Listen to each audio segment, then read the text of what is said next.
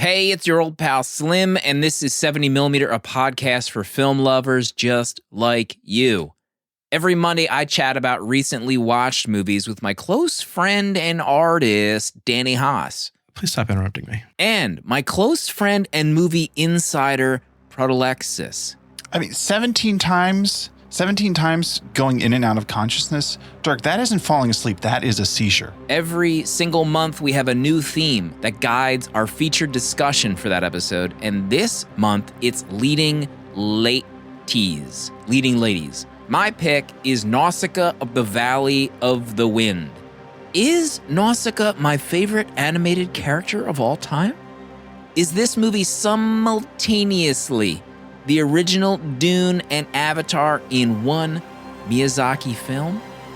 All this and more right now.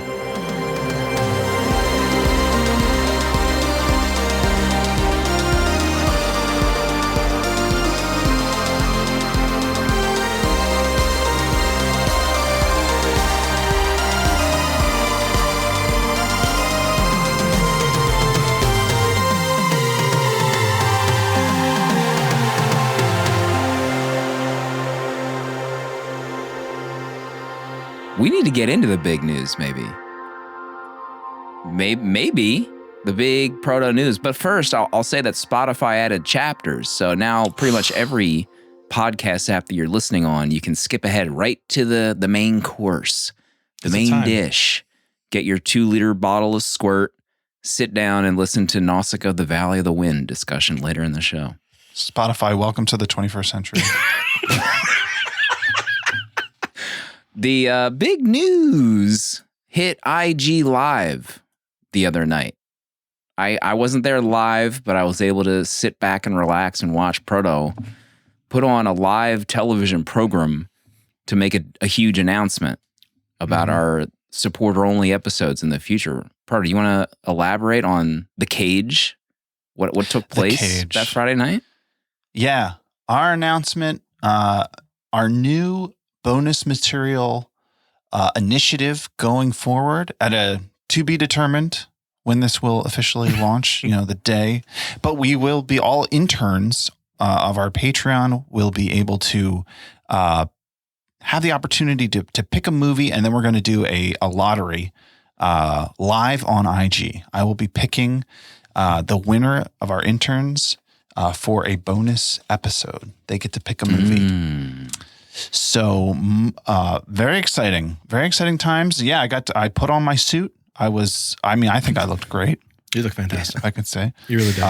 In the 70mm studio that is up and running in my basement. It definitely looked like the Merv Griffin Seinfeld episode where the set was in Kramer's house where you're putting on a live television show.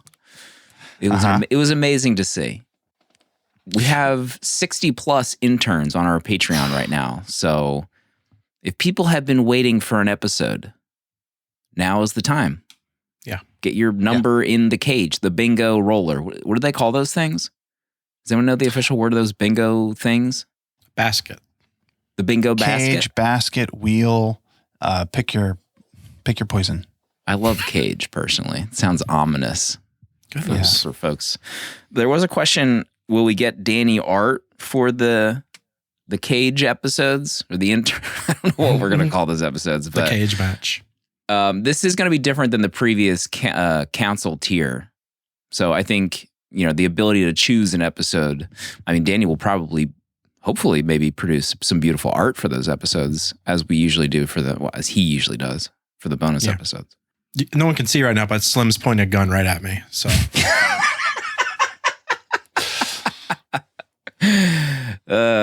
Listen, okay? So Nausicaa, the Valley of the Wind, this leading ladies month. I just want to say right off the bat that I saw a review come in on Letterboxd that left me rattled to the core. Co-host of the movie mixtape podcast, Dirk Feelgood, Dr. Feelgood himself, Dirk. He rated this movie 3 stars. Nausicaa, the Valley of the Wind. Listen to this review. Broke my own personal best for a number of times I fell asleep watching a movie, but tried to keep going. And that number was 17. times. 17. Danny, do you have thoughts on Dirk being nearly unable to finish this movie? This is what happens when you're on a hiatus from your own podcast. You don't know how to regulate your sleep correctly. You can't stay awake during movies. I'm feeling for him right now. This is a trying time for him. I mean, 17 times going in and out of consciousness. Dirk, that isn't falling asleep. That is a seizure. You need to go see a doctor. Stop self-diagnosing. People go on these podcast hiatuses and all hell breaks loose. Remember the Cinnamon Knots podcast? Who? Oh, my. The Journey Barely. Through the Criterion. Remember, we're supposed to get a 2001 Space Odyssey episodes from the Cinenauts pod. And we haven't heard anything from that podcast. They're Nothing. gone. They could be gone. It's not Who a knows? game. Okay? This is not a game. Pardo, you watched Total Recall this week. I want to hear about this. I did. I went and watched Total Recall. This is, of course, Paul Verhoeven from 1990. Our boy. Arnold Schwarzenegger. The man. I hadn't seen this in a long time, and I've been kind of itching to watch it because I couldn't really remember much of it. Yeah, I didn't want to say too much because I feel like this is a movie we have to do on our show at some point. I didn't see Right? a rating. It's kind of like Yeah. I saw it. I didn't see a rating Yeah. on that review. I know you were looking. You looked long and hard for a rating.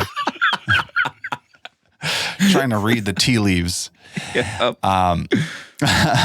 No, but I didn't give a rating. I think this movie is of the Verhoeven filmography. This is a fascinating one to me. Yeah, I have mixed feelings about it. I would love to talk about it at some day. Kidding me? Goodness. I mean, Sharon Stone, though, please. I love Sharon Stone. I think that's what drove me to finally watch this because I watched Basic Instinct. She's amazing in that. Mm-hmm. And then I was Confirmed. like, well, Sharon Stone, Paul Verhoeven, Total Recall. I'm in. I mean, it's got a bunch of the Verhoeven faves. Ronnie Cox, Michael Ironside, the rest. Incredible film. Incredible film. I think I might have reviewed this several times, and I asked the question, is Paul Verhoeven the greatest science fiction director of all time? The question has to be asked, Danny. That seems like a question you would ask. Are you ready to say yes or no? Are you ready to say yes or no to that? I'm ready, but I'd have to watch it first. I've never seen it. Wow. Uh-huh. Oh, that's wow. This is big news. I've been saving Plan- myself for the I'm podcast. planning our summer right now in my head. Science fiction month. Science fiction Oh. on Mars month. Oh, Mars Lie. specific. I Great. don't know. We'll weasel something. We'll figure something out. Listen, this workshopping is hard, okay? It's not all winners right off the bat. What about Cobra? You watched Sly Stallone Cobra. Cobretti. Arnold to Cobra. Oh, I did. Yes. What is happening over there? Going through all the bangers. Yeah. I was looking for something to have on in the background. And I think he gave this one stars, though. Cobra seemed like a good fit. I did. I That gave it means 2 Frodo stars. has no intention of doing this show, doing the movie on the show. Yeah. I mean, this movie is a mess, honestly. It's pretty bad just in terms of the writing, what happens. It's so 80s in how like silly everything is. Sylvester Stallone, he plays this cop. He's on the zombie. I think it was called the Zombie Squad. And the movie starts with this psychopath going into a grocery store and just like shooting up all the groceries. And then, I don't know, creating like a hostage situation. And the cops are outside, the SWAT teams are like, what are we going to do? And they're like, call in Cobra. And here comes Stallone and this like, this jalopy, this car he has is ridiculous in this movie. Just like rolls in like he's going to, save the day here. He totally they want you to think like he's good at what he does, but he almost botches this job. Right. So the whole movie's a disaster, but it is definitely one of those movies where it's so bad that it kind of turns the corner to being good. So it's fun. It's fun for how bad it is. Incredible film. Paul dropped the poster. Look at that poster. Poster's nuts. Right? Imagine that blown up on your wall. With that toothpick in his mouth. Yeesh. The toothpick. Oh my God. We should say hello to some new patrons. Kelly and Dustin joined this week. They got access to the VHS Village Discord, patreon.com/70mm. Discounts on Danny's prints. Our 40 plus supporter only episodes. As we mentioned, the interns will be choosing our next batch of supporter only episodes, which reminds me, I wonder if we should put like a no trade list to the interns. Like, these are movies you can't choose. Or are we just letting it all hang out? It's locked. Oh, I don't know. I don't know how to interpret that lock statement. I have to meditate on that. We'll figure it out. We give out a free year of Letterboxd Pro. Also, every week gets rid of ads and you get access to stats. This week's winner, let me pull up that review. I just had it. Sorry. Philip on Letterboxd left a review for 9 to 5. Do I need to watch 80 for Brady right now? 5 stars, 9 to 5. Oh my gosh, 5 stars. Yeah. I do have to say that one was tagged 70mm Space Pod, but there's been a lot of reviews coming in Space tagged Pod. like no character, like space character. But the proper tag is 70mm Pod, one word. And there's been a lot coming in. A lot coming in. A lot of people watching along with us. Love it. Danny, what movie do you want to talk about? The Bond journey rolls on. I took a wee break off from after Brosnan before I started Daniel Craig's journey. Casey and I watched Casino Royale one night because you can't get enough Casino Royale. It's easily my favorite. You guys just making out the whole movie. We are, yeah. Just every time Craig takes his shirt off, I take my shirt off. It's a special time in the house. But yeah, we watched Casino Royale and it's fantastic. I'm working on my list on Letterboxd of my top. It's up there number 1 right now. It's a private list. You can't see it yet. Oh, it's funny because I was moving things around on the list and I wanted to see what else Martin Campbell did. He directed Goldeneye. So I'm just like, my number 1, number 2 right now is Martin Campbell's Bonds. Imagine he comes back for the next iteration and does the first one again. I mean, that'd be incredible. Yeah. Is he alive? He did some other bangers, didn't he? Martin Campbell? He did the Green Lantern movie. Okay, enough. Let me look at Martin's filmography. The Mask of Zorro. Banger. Like I said, he did a bunch of others, but it's not worth getting into. We don't have the time. It's a jam-packed episode. Thank you, Vaughn. That's interesting. And then I was just after Casino, I was on fire. I had to get to Quantum because Quantum always sat in my brain as not a great Bond, and it's not that great. But Craig is still so good in it. That's the problem. He's such a great Bond. The writing kind of sucks. The best thing, I think, not the best thing, but it's good that it's the shortest Bond movie. So you kind of get in, get out, it's over. But there's still some great things to talk. I mean, there's some amazing set pieces. There's some amazing action sequences. Daniel's still amazing. It's just, it's fine. There are definitely a lot worse Bonds than Quantum of Solace, but happy to have that behind me to move on to Skyfall next. Skyfall. Which I think you're pretty mixed on. Skyfall. I remember not liking Skyfall in theaters, but on my rewatch, I liked it a lot more. It came around. That's what I read. Yeah. So I'm excited. I retroactively apologize to Sam Mendes. Everybody. I mean, but it just goes. It goes down the toilet on the one after that. So how much can you apologize? Please stop interrupting me. One thing about Quantum, when I was looking at the cast list, a familiar name came up that is a dear friend of yours, Guillermo del Toro. Is he actually in that, or you just he has a speaking part in that film with another director. But you alluded that you couldn't be around for Proto's Live this week. Where were you? Talk to us about your weekend. I was in Los Angeles, LA, for some Letterboxd stuff. We had a screening at DreamWorks that Friday night. That's what I was doing. I was in the DreamWorks lot. What does Spielberg smell like? I smelled the seat that I assume he sat in over the years, and it smelled amazing. You smelled Spielberg's seat. I put my face right in the seat cushion. Was it canvasy? We did a Puss in Boots screening that we emailed Letterboxd members about. Local Letterboxd members, like, here's your chance to go see Puss in Boots at DreamWorks with a Q&A afterward. It was amazing. DreamWorks had like food. They had sliders out, French fries. They had cookies out. They had this like really cool reception area where they had like all their awards behind a glass structure. I don't know why I phrased it that way, but it was very cool to chat with other movie people. That's awesome. And then, so I was there for the Independent Spirit Awards because I was working the blue carpet with Mia, doing interviews. I was the cameraman. Dear friend of the show, Mia, on our opening night episode. And we also, the last day that I was there, we got tickets to go to the Academy Museum. They have this like huge multi-floor museum. Danny, you've been there, right? I have, yeah. Just visited last October. Fairly recently.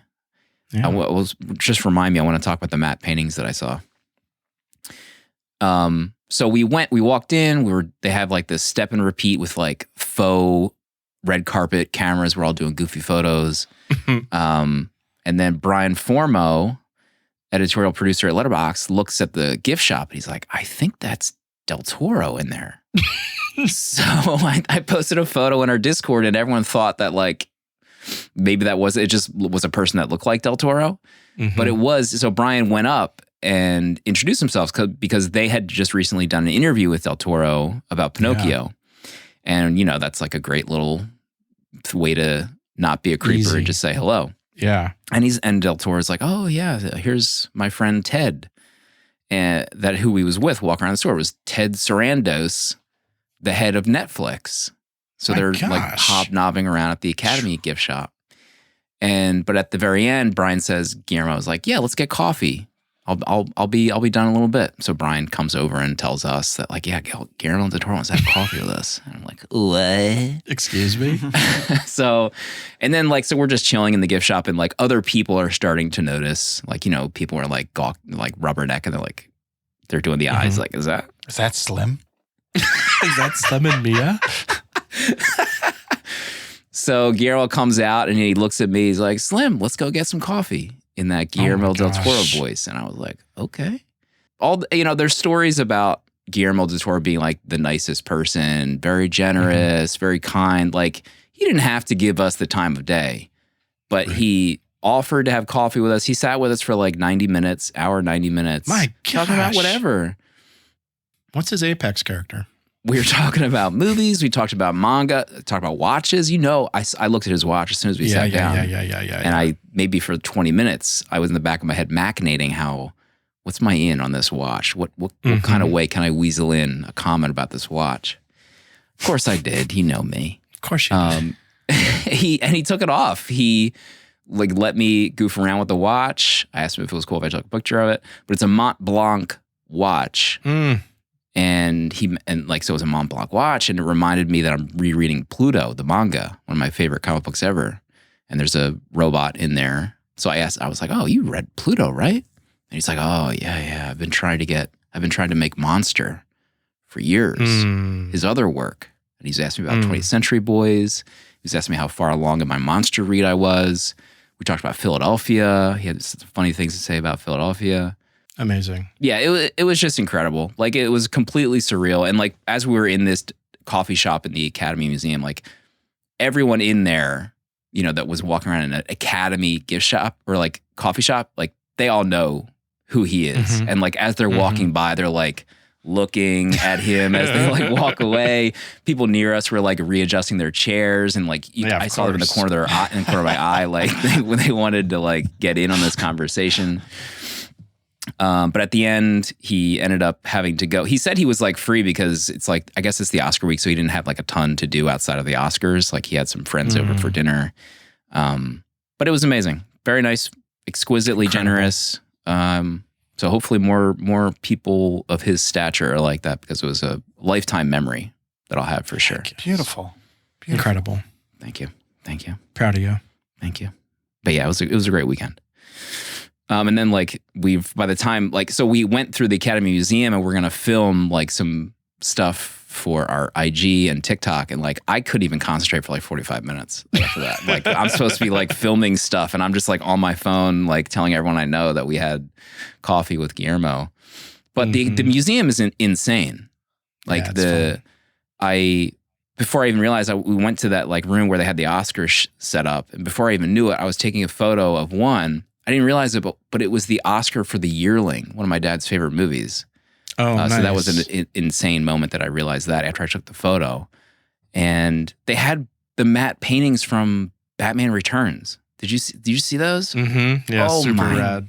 God. That, and they had did you see Danny DeVito's nose?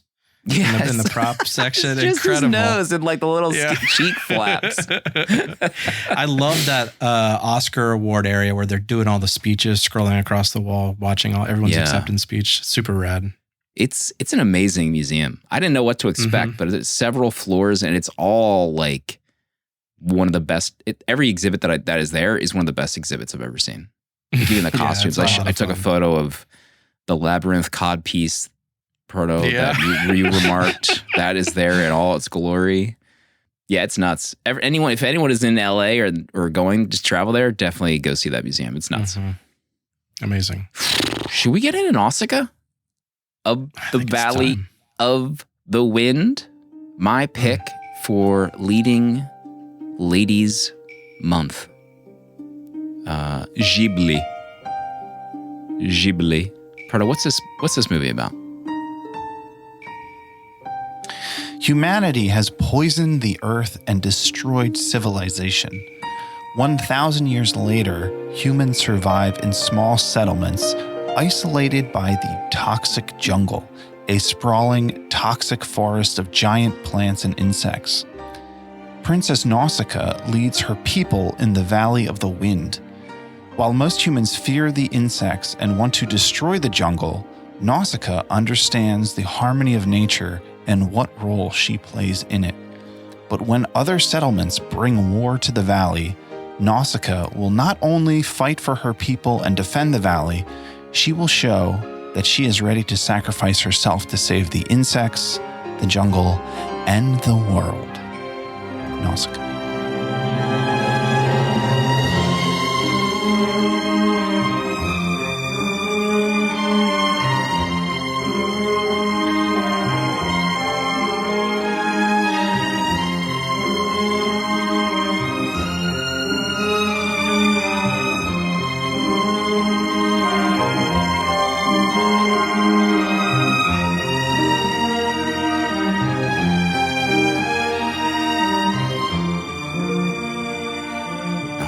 I would sacrifice my life for you, princess. Anytime.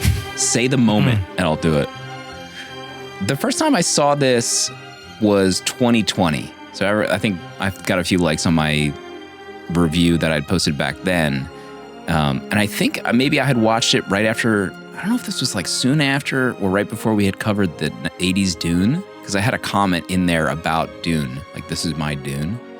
But Danny, when was the first time that you had seen this? It was in my adult life for sure.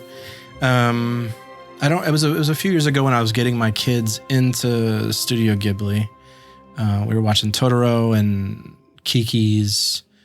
And then I don't know. I think it was that. Then it was my first time watching Nausicaa, and I think I only knew of a couple images from it, but it wasn't as prevalent as like Spirited Away or Princess Mononoke, or even Howl's Moving Castle. So I never really got around to it. So it was been more recent that I had watched Nausicaa for the first time, and instantly fell in love with it. Pardo, what about you? I watched this back in 2020. I was actually looking back because I feel like me and Slim watched this really close to one another. And I watched it July 12th, 2020. You watched it the next day. Oh my gosh. So about as close as you can be. I wonder, I didn't think to go back, but I wonder what the story was about why we watched it. We probably talked about it on the show around that time, I guess, right? Maybe did we just do Totoro at that time? Maybe. If only I had the forethought to check our archives for that answer. Yeah, I'm pretty sure we did Totoro probably a little bit before that. And I think that's kind of what sparked me to go around and finish like watching all the Ghibli movies that I hadn't seen before. And yeah, I remember watching this and thinking like, how have I not heard anyone ever talk about this movie?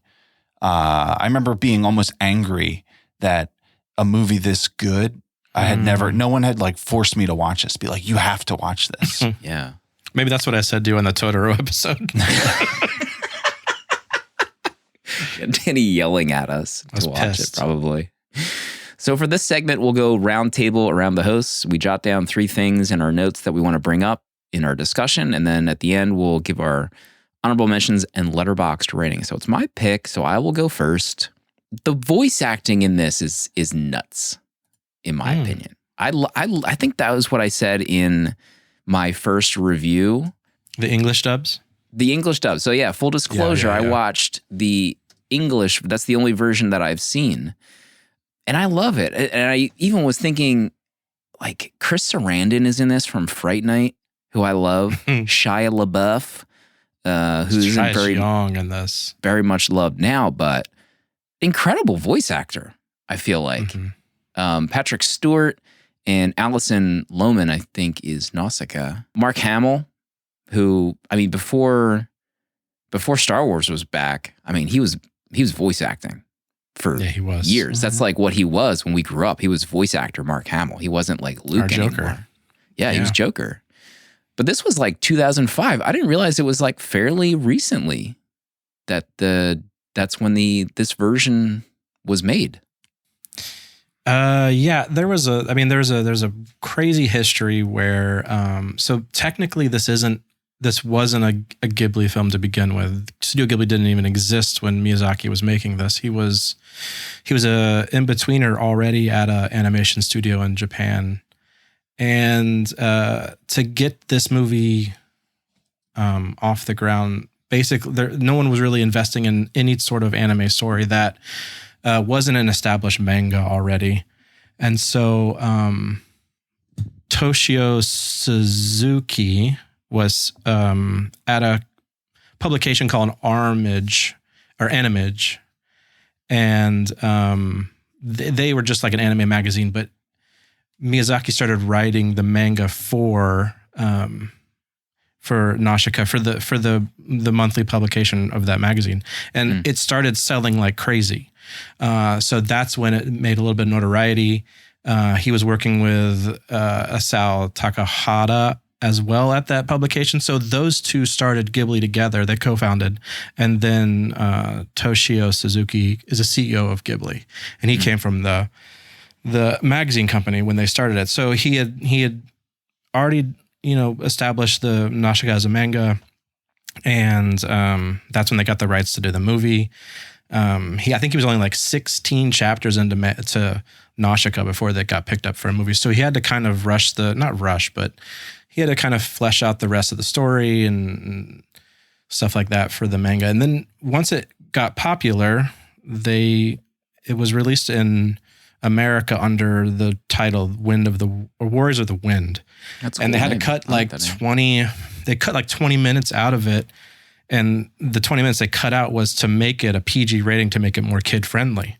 And at the time, it got terrible reviews in America. It didn't do quite well, and Miyazaki was pissed. And that's kind of when he kind of put the foot down on people releasing the edited versions of any of his Ghibli films in America.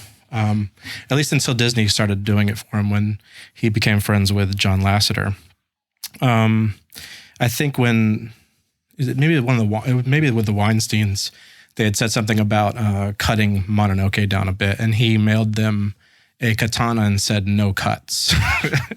So they got the message. But anyway, even at the time, the Joe Hayashishii was just an experimental musician at the time. So like when you think of me, because Miyazaki him and Joe kind of go together like Spielberg and Williams. It's like you can't separate the two. It feels like, but to think that he was just an experimental like jazz musician at the time to work on the score for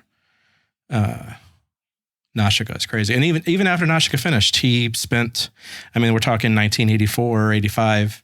He wrote the manga till 1994. Another 10 years kept going with it to finish the story, which is absolutely crazy. So all that to say, it got re-released by Disney as the full Nausicaa with the new cast and voice actors. I think even the Wind or Warriors Wind, they didn't even credit the voice actor, so I don't know who did it then. Yeah, it reminded me, we talked about Akira, about they started production on that film before the manga was even finished, too. Right? Yeah. And that also had a voice cast that has since been redone that is more popular. Yeah. But yeah, Edward James Olmos, Uma Thurman, back again on the pod. Pero, any thoughts on the voice acting in this movie? Yeah, I think it's fantastic too, and I think they do such a good job of directing them as to how to speak, or I don't know what it is, but there's like a way that these characters or these voice actors perform that I think just works so well with these movies. I just rewatched The Wind Rises this week, which is my favorite Ghibli, and I love the voice acting in that too. I think they just they knocked it out of the park with all of the voice acting in these English dubs. The Wind Rises has Joseph Gordon-Levitt and John Krasinski, who you wouldn't think, like, I wouldn't say like, oh yeah, those guys are great, but they just like work so well in that movie. They just had like amazing casting for all these characters. And I love Uma in this. Like, she is just like the perfect voice. Like, she's slightly menacing, you know, it kind of reminded me of her as the bride, like speaking in the helmet, you know, in that scene where the girl's in the trunk, like that like menacing, kind of like very calm, but precise, voice. So I love it. Danny, what's the first thing you want to talk about? I mean, the first thing I love to talk about is the character of Nausicaa. And I find it I find it incredibly fascinating that, I mean, we're talking at the age, I mean, Miyazaki wrote this at the age of 40. Like, he's my age now, starting his career as, not starting it as, but he's creating his own characters, his own stories. And when you watch Nausicaa, you see such a crazy thread of how he continues to tell stories in all of his movies. You have the strong female protagonist, you have the strong female antagonist, and he's got so much. He always focuses on the wonder of flight. Like, it's absolutely insane. And it's crazy to me that how strong of a character he's writing Nausicaa right off the bat. Someone who is in the middle between this messenger between humanity and nature, that he's going so hard, so fast. It's absolutely incredible to me, and to think that he's doing this right off the bat. It seems like something that would take time to kind of craft this incredible narrative. And then just after that, there's just bangers after bangers of these movies that he creates, just telling these incredible stories. Yeah, I wrote previously that, like, outside of Ahsoka, I think she is my fave animated character. Like, Ahsoka in Clone Wars is so good, but there's like something about her, like her leadership of her people. They all love her. They all would do anything for her. There's a line that I wrote down where some of the dudes are talking about, they're talking to Uma, and they're like aghast that she's also a princess. Like, they're like, you're nothing like our princess. Like, they're like disgusted by her. Let me see. They're talking about their hands. Let me see. She told me she loves these beat up hands of mine. You're not anything like our princess.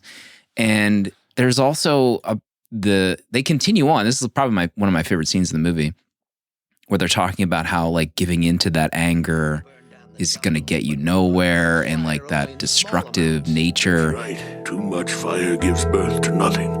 Fire can reduce a forest to ashes in a day, while it takes the water and the wind 100 years to grow one anew. We prefer the ways of the water and the wind. The princess will be devastated when she sees that our forest is gone. We prefer the ways of the water and the wind. And it's like all of her scenes are just insane. She would do anything for her people. She would do anything to prevent more violence. And I mean, one of the best scenes ever is when she sees the baby tied up on like that balloon, and she takes her glider, and she just like, the glider just like leaves, and she's just like flying towards them. Like, are you serious? That is like one of the best scenes in anything ever. In fact, it reminded me of the final season of Clone Wars. Like, there's some amazing Ahsoka stuff in there, but I saw parallels like a ton. But I mean, there's just no beating her, period, in my opinion. Yeah, I love this scene, and I didn't really catch this the first time, but where they're in the ship, they're flying with the Talmekians after like she's a hostage, and then they get attacked, and then she's trying to communicate with her crew in the other ship. So she like pulls closer, but they can't hear her through the mask. So she takes off her mask and like is willing to breathe in maybe deadly spores that will kill her. But she's doing it so that she can communicate with them and save their lives, because she's giving them instructions. And there's so many moments in this movie where she does things that could totally kill her, but she does them because she's like trying to save either her people or the insects or just someone, or just doing something that needs to be done. And it's so incredibly like virtuous. Like she is like such like a pure hero, like such a good hero. And it's funny to watch this and to think, I feel like there's such an obsession in movies, or just maybe like our culture now, with like the anti-hero more, of like the criminal who maybe isn't even good, but just like stories about this. And maybe it's just like how cynical our world is right now. But I just think of like, you know, movies that come out of like, you know, like Black Adam, you know, like this anti-hero, or even like Lydia Tarr, who is like this, like not a good person, but movies about these characters, or like Joker, or like Suicide Squad, like all these things. There's like, they're not good people, but here, and to have a movie and like have this character who's like this good and like this willing to do the good thing and to like sacrifice themselves. It's really an amazing example. It's very like, you want to like compare it to like, oh, it's Christ-like, oh, it's like Jesus, but it's even like, it's like more than Jesus or something. Like Jesus isn't like going to war, because like better than thing, Jesus, like, right? Nausicaa. Put that on the poster. No, you're right. You're right. People are used to that anti-hero stuff, which actually reminds me about Tar. I think I'd read that Todd Field wrote that for a dude. Can you imagine that movie with instead of Cate Blanchett, like some guy? It would have just came off like so differently. I feel like nobody would love Tar like they love it now. It's very interesting. But also like thinking about this movie coming out in the 80s, if this had come out from like any other studio, I'm not saying any other studio could do it, but like we would have like 2 or 3 more movies of Nausicaa. This would be like a franchise. Yeah. But at least for most people, this exists in a silo. It's its own thing. You're never going to get a second season. You know, this is all you get really in film of this character in this world. And that's, I don't know, it's also very rare. That's a foreign concept now. You know, what's crazy is when I did a little bit of research on just reading about the re-release of it in 2005, and I came across Hideaki Anno. I'm saying it wrong, but he's the guy that created Neon Genesis Evangelion, which I think is a big thing for Proto. Anno, they needed some more animators for Nausicaa, and the god warrior at the end, the monster coming back to life. He animated that segment for, I think he spent like 8 months for 90 seconds of animation. He has come back and said that he wants to direct a live action of Nausicaa. Like they'd like teased like a prequel or a sequel of it, but then he had said that he wants a live action. I think Miyazaki keeps saying no, but it would be incredible. I mean, I'd love to let someone who's already touched, has been a part of the animation of this film to do a live action of this, but it would be incredible. Wow. Gosh, who would play Nausicaa in dream casting? Can you imagine? Let me posit this. Let me posit this. Everyone's sitting down. Florence Pugh. Oh my God. Up and coming actor. What if she gets that big break in Nausicaa and the Warriors of the Wind? Oh boy. Prado, what's the first thing you want to talk about? We're still on number ones. We're still on number one. We haven't even heard from Prado yet. Shoo. I love the whole story of the jungle in this.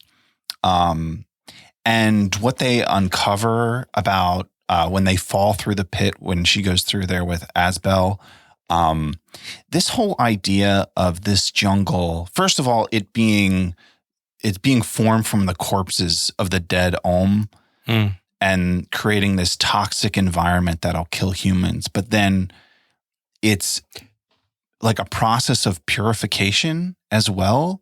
Like this is, even though this is a result of what humanity has done to the world, of poisoning the world, and then the response to that, and then the setting the world aflame and destroying civilization and kind of like sending it into an apocalypse. But then the world, even with all of that, having like this long-term plan of healing, disguised in like this toxic environment. Well, that's really only toxic to human because there's all these insects that are like flourishing and doing fine. And just like that whole sequence of them under there with the crystallization of like these huge trees, that whole thing, it's just like, it's like an imagination explosion of just like creativity and ideas and just wanting, like, I just want to like live in that world more, and be there. And every time, watching this, it just fills me with awe, like all over again. The backgrounds of that area are nuts. When they fell through the quicksand and were like underground in that lush area with the fossilized trees. Also the idea of a fossilized tree. Like those words are never uttered anywhere else. It's like it's like nonsense, but it's amazing nonsense because you want to be there. You want to be there, just like Proto said. But I was getting this isn't a troll. I was getting Avatar vibes often in this movie. That's not a troll. It's a true statement, and it's a great feeling that I had. But it's just like speaks to like you said, Proto. It's just like so far ahead of anything else at this level of talent in animation or even just like live action storytelling. Like you're not getting this in the 80s. That's for obvious reasons, but you're only really getting it from someone like Cameron at a live action area because it's so expensive to do that. And there's only like one dude that can even like attempt it at that scale. And I guess really the only other thing you could look to is maybe like super low budget, like lo-fi sci-fi, but it's just so hard to do. There's only like one dude that can do it. It's him. I think one of my favorite bits of the story of, the forest and how the spores haven't taken over the valley is, the wind coming off of the ocean, pushing back the forest, keeping it from, and how they've harnessed that and how they've realized that you can't kill everything with a ton of fire. You have to use small bits of fire, and the purification of the water from under the earth. Well, it was just, I loved that bit of storytelling when you see Nausicaa's little underground laboratory where she's regrowing plants, and it's incredible. And she's even keeping it a secret, which I find incredible as well. I liked when she reveals that to our boy. The other thing I was going to mention about Nausicaa we're talking about the anti-hero stuff, really the only like struggle that she has instead of or on top of like trying to save everyone is like when she realizes she got angry and she almost killed like all those guards when they killed her dad. She in that does amazing kill them. fight scene. Does she kill all of them? Yeah, she kills them. Oh, that's right. The blood comes down off the sword.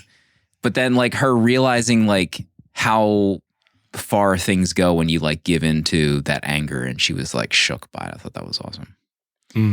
When the animation of her doing that like slow-mo backflip in that scene, it sends me every time. I love her progression too with this movie, because she starts with, she has a gun and then she has the sword as well, but then she loses the sword and then she's like fighting them with a cane. It's like, you're not going to surrender. You're fighting them with the cane. But then as this movie progresses, it progresses to the point where she was rescuing the baby and she's just like sacrificing herself up on the glider. Like she has no weapons. Yeah. But she like resorts to that of just like, you're going to have to kill me. Just shoot me dead. I'm not going to hurt you, but I have nothing else to do. I'm just going to use my body. I just love that progression of the character. Better than Jesus. Quote.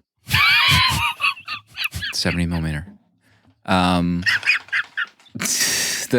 guess my number 2 will be a quick one. We've covered like almost everything so far, but I love the backstory of those giant monsters that had destroyed the planet. Like you only see them in action for like 2 seconds. And this isn't a bit, but the beginning of Avatar: The Way of Water, remember when the ships land on the planet and it's like the coolest thing you've ever seen, but there's only 30 seconds of that stuff. And then it's like gone forever. But like, I was thinking about that. Like, I want more of those monsters. Like, show me everything. And even when it starts to be born towards the end, you're like, oh, hell yeah. Like, yeah, this is total destruction. And it does have total destruction for like 1 second. It does that like beam and wipes out thousands of ohm, and it looks like the most hardcore thing you've ever seen in your life. And then it croaks. They give me just enough that's like enough to satiate my curiosity and want more. And it's like perfect the way they show those characters. Also, they turn to rock or they turn to stone when they die. Remember, you see like their bodies in the field and stuff. So cool. I love that it's Miyazaki's way of talking about weapons of mass destruction that we create. Because when you live in Japan, it's kind of in your history. And I was reading about his family, and his father owned Miyazaki Airplane, which at the time in World War II, they were supplying parts and ammunition for the Japanese army. And it was just to watch him create these monsters who are devastating the earth, and to know how anti-war Miyazaki is in all this. It feels like almost like an apology letter or some sort of like, and that's just like what his family and how the wealth that they created for themselves was based off of war, and how his stories now feel so anti-war. It's fascinating. Yeah. Danny, your number 2. Number 2, one of my favorite bits in this film, it's in a lot of his films, is his design of the flying aircrafts, all the aircrafts, the Tomikian ships, the little jet fighter that they escape with the wings fold up. Her glider is an incredible design too. There's so many just smart, fun, creative designs that don't feel rehashed. I mean, they have like, there's ships where their wings are flapping, or the moment when they're returning and they have to stay out of the storm clouds. The shots of like the ships kind of like barely touching the clouds, but the way it's animated looks like they're like touching waves, like almost surfing on the water. It's incredible stuff. It's beautiful, and it's metal. It's just a lot of fun to watch. Mm-hmm. Yeah, the airship design is nuts. Those old ass airships, they look rusty as hell. I mean, I don't know what that type of animation is, but it still looks like, you know how like there's certain like the backgrounds are usually a little bit darker, a little bit more worn because they're not moving, so you don't have to do too much. But it felt like the airships were animated in that style. Like they were almost animated like backgrounds that aren't meant to be moving on your screen. They still maintain that visual style, which is nuts. Yeah, I love the shot, like when they first appear and it's dark and you just see all the red lights coming in. Yeah, all those sequences with those. And I love the design of the gunship too. It literally looks like a gun, like a 2-barreled gun from the front. It's so cool. Proto number 2. We mentioned a little bit of the other princess, the Talmekian princess. Was it Kushana? Kushana, I think. Yeah. Yeah, I love her as a foil to Nausicaa, how she's like really the opposite in so many ways, how she lives in fear, and she thinks like war is the answer. Even like her coming to the Valley of the Wind, and she's like, I'm here to unite, all the people under a banner for peace. So now I'm occupying you, and if you resist, I'll kill you, but it's all good because you won't. And we're gonna be friends, but I'm taking these 5 hostages and your princess. Just the complete opposite in every way, and that just really shines an even like brighter light on all the actions that Nausicaa takes. I love the scene where they get attacked and they have to land the ship, and the princess is with her. And she pulls out the gun and she's threatening them. And Nausicaa is like, she says, don't be afraid. There is nothing to fear. I just want you to go back to your own country. And Kushana's like, what? Like she like freaks out. But like Nausicaa just like keeps her cool even in that moment. And then the whole like communication with the Ohm, is incredible that she has. I was watching this with my son Theo, and he had a funny term for it when the tendrils come out. What did he call it? I wrote spaghetti it down speak. somewhere. Yeah, it's something like that. It was like wiggly worms. Rappy noodles. Rappy noodles. The rappy noodles coming out over her. But yeah, I think that is like just so brilliant of having these 2 princesses and just seeing how Nausicaa handles everything, and having this other example of just like such a typical answer of someone who lives in fear and the preemptive strike. Even like the whole fight with the Pedgites. Like, what are we doing? You're surrounded by a toxic jungle and you're going to try to light it all on fire. And then you even get like this amazing weapon, and they bring it out too early. Like they ruined their only one chance that they thought they might have had. It's great storytelling. It reminded me of the relationship in Princess Mononoke with the 2 leads. They were kind of at odds from different sides of things, and it worked out. Yeah, San and Lady Eboshi. Yeah. One thing I like about his protagonists or antagonists, I don't know, is at least in this, he allows so much more depth to kind of slowly come out on her character when she's tied up and she reveals that she has a mechanical arm. I really like that. Even towards the end of the film, it's like this one extra bit of storytelling for her character that gives you a little bit more empathy for her, and you realize that they almost all have the same goal, that they're just all going about it in such a different way. And Nausicaa is this great, mediator in between everything. Yeah, the scene where she's trying to stop the baby Ohm from going into the acid, like the voice acting in that scene is insane. What a moment. My God. They're coming this way. No, you can't go in this lake with wounds like that. This water is bad. It's filled with acid.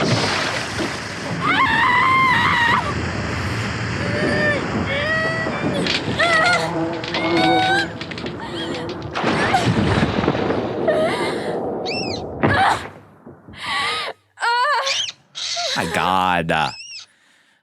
My third point is just something that I caught this time around on this viewing that I really loved, and it's like the idea of asking for forgiveness. Because there's many scenes where one of the characters is like begging and apologizing, and you see that scene where they kidnap her, and they have her in the ship, and they come up with a scheme to free her, and then you get like this whole group of people that find out that like their scheme of drawing the insects through the Valley of the Wind would have eradicated like everyone in there, and they're almost like beset by the grief of what that meant, like in that moment, or like they didn't realize it, or they didn't think about the pain that would cause. And it's like right when she's leaving, there's several of them that were like begging Nausicaa to forgive them. Like they felt so badly in that moment. I love those scenes. And I think even Shia's character also does the same, right? When he realizes that Nausicaa actually tried to save his sister. I love that stuff. People don't ask for forgiveness enough in their life. Feel comfortable asking someone that. And this is from the 80s, so we still have obviously lots of work to do, but it really resonated with me in this viewing. So hopefully more people watch this movie and take something different from it on each viewing. Danny, third point. Briefly mentioned him, but Joe's score for this feels like it's ingrained into my brain. It's some incredible work.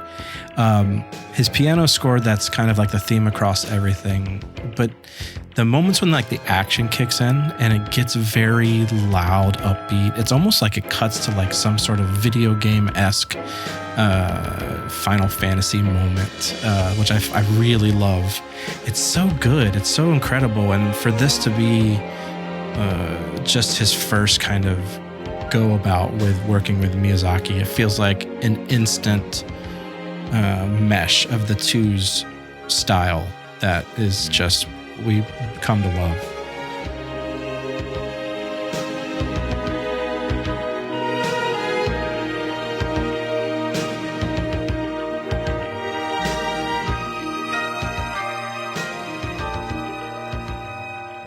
Yeah, I love that first scene at the beginning where the Ohm breaks out of the forest and is chasing Lord Yupa, and the music kicks in right there. It's so good.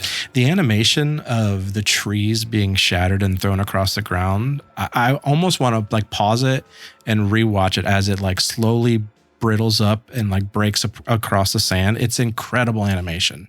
It's just something that always sticks out to me.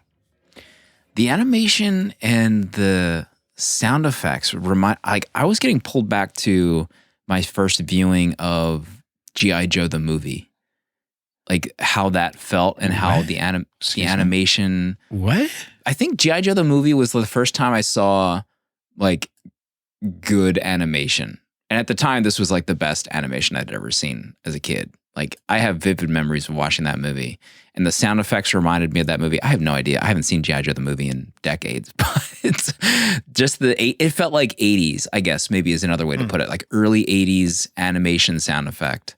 That's all I have to say about the music. It was great, obviously, but G.I. Joe, maybe it's time to go back. G.I. Joe.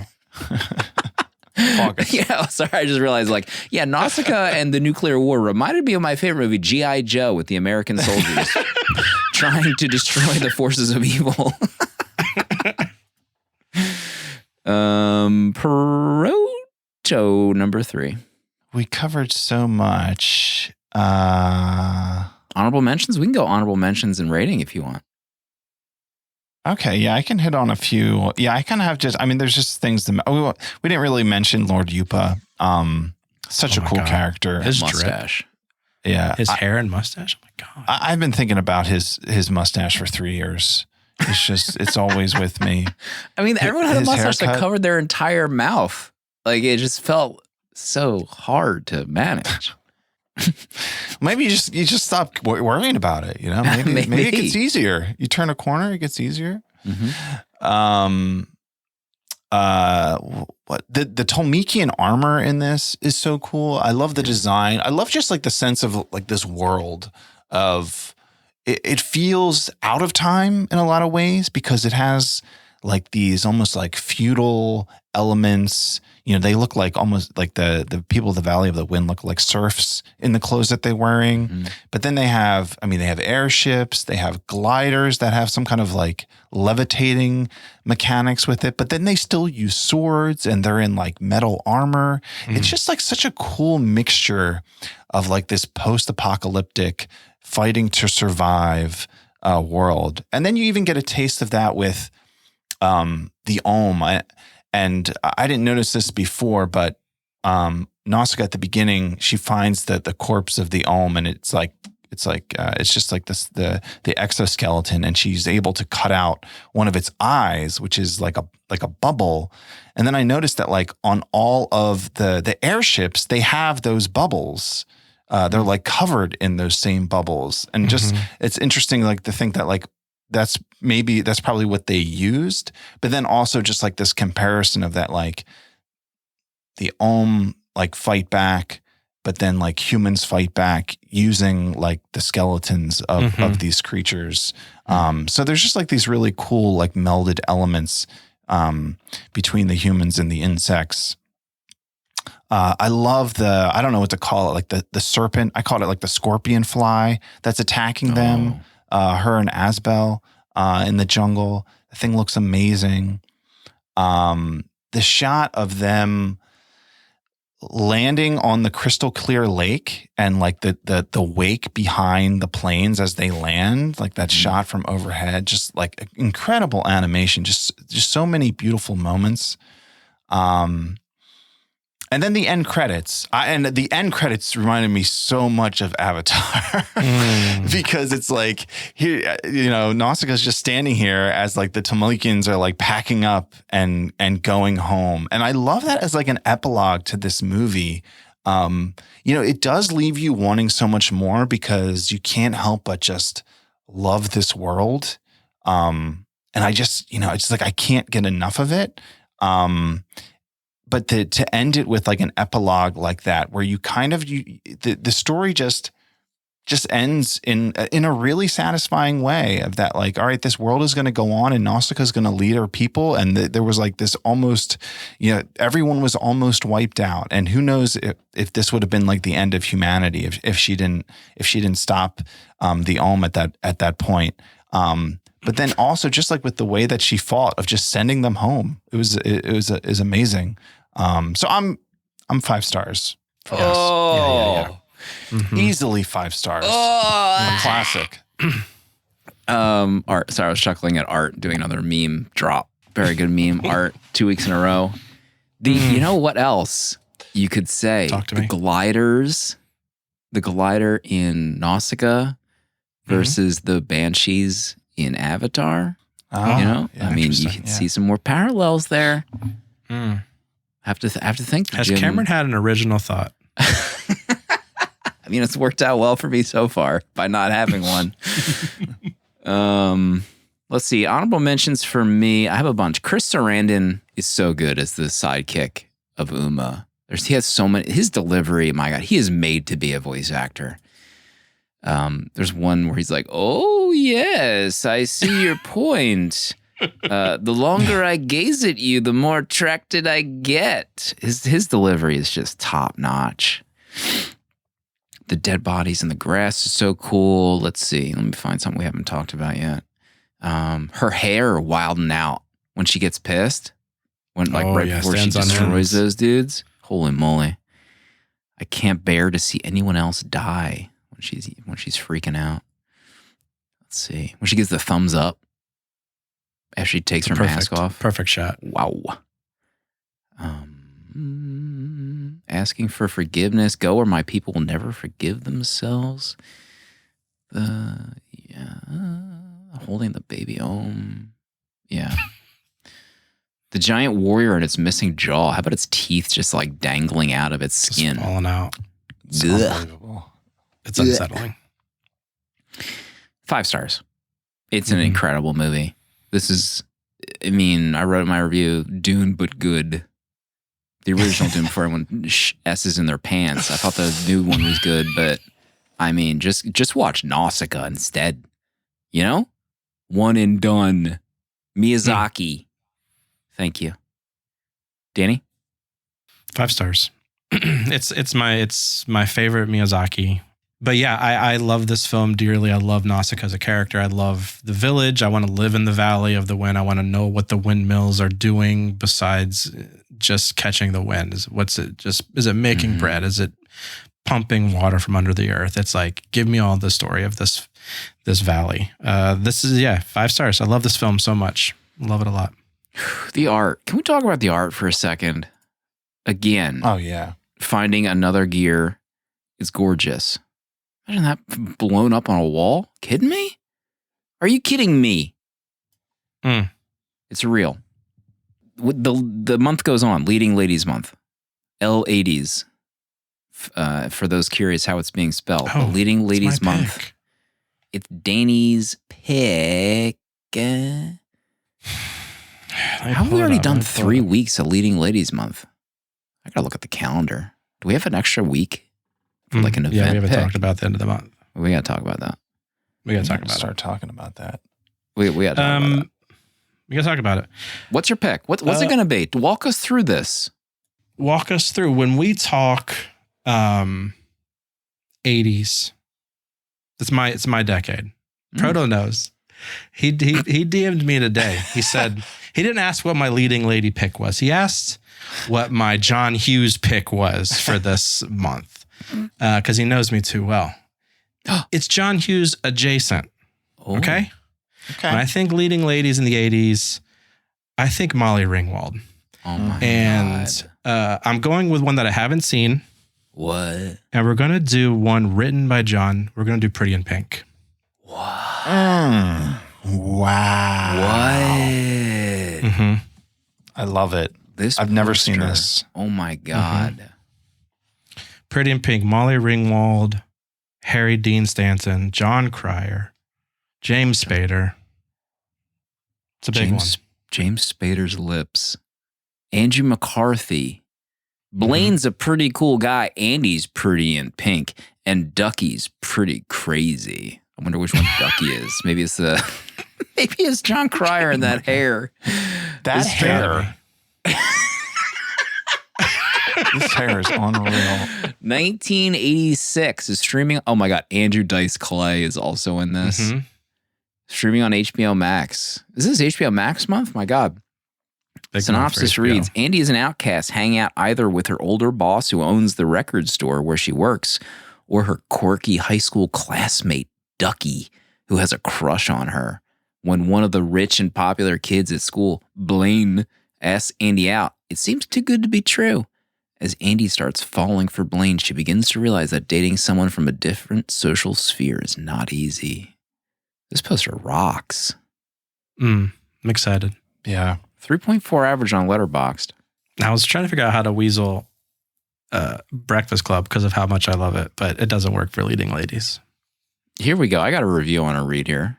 Ducky acts exactly like I imagine someone who wears 2 watches at the same time would act, and I'm here for it. And they covered this on the Cinema Arcade. This is Trainer. Trainer left that review. Who? He has a podcast? Oh my God. No star rating, no heart on Pretty in Pink. So I hated it. 2 watches, but we'll see. We'll see. We'll talk about the watches. Pardo, what do you think about wearing 2 watches at the same time? Where do you stand on that? What's the go-to with that? Is it on separate wrists, or do you wear 2 on the same wrist? Separate wrists, yeah. Is it for separate time zones? Maybe like you have friends who live in like a different time zone. You want to know what time it is there. It's up to you, maybe as the watch wearer, really. I don't know. I mean, I haven't put much thought into it. You don't even wear a watch now. When is Proto going to buy a watch? What's going to be the first watch? I've been meaning to tell you. What? What? 3 out of 4 ads on Instagram now are for Ver. Like, they are after me hard. I get Ver ads. I follow them, and I own like 2 Ver watches, and I still get those ads. I'm getting back-to-back ads from them. They will not stop. How far have you gone? Have you gone to the point where there's something in your cart yet? Has that happened yet? No. Okay. Not yet. I still have to zero in on what I need. Okay. I keep thinking like, what I love the idea of an all white watch, just like everything. I love white, I love it as a clothing color. I love it as an accessory. Yeah. So I'm keeping my eyes out for like a real nice all white watch. If anyone wants to contact Bear, let them know about this episode. We're open to collab opportunities. Yeah. We can work something out. Yes. Mm-hmm. Pretty in Pink next week for Leading Ladies Month. We had a big episode. We announced the Cage. We'll come up with a better name for the Cage system, but interns will be choosing the next supporter episodes. Pardo, any closing thoughts this week? One other thing from the movie that I wrote down that I wanted to mention, and this is kind of like, I think, part of the theme of this month of when Nausicaa she's captured by the Pedgites and she's on the plane, and then Asbel's mother and sister come into the room, and she says, like, you know, we're here to help you escape, you know, from our own people. You know, these are our husbands who have like captured you, but we know what is right. And I wrote down, like, is this the end of men? You know, I think this is the question of the month, really. Like, do we just need to put a stop to it? There's just so many good examples, so many reasons for why. So it's just, I'm meditating on this, and I think we all should continue to meditate on it.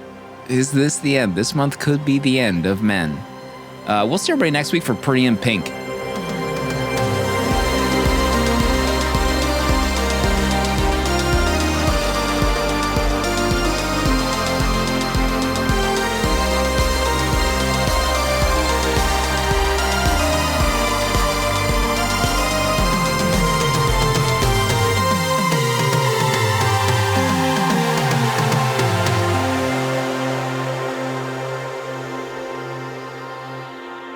"70mm" is a tape deck production featuring original artwork provided by Danny Haas.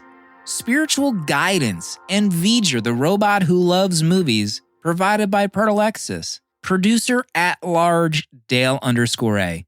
Transcripts provided by Sophie Shin and music composed by Cinematrix. Prints and other merch are available on 70mmpod.com.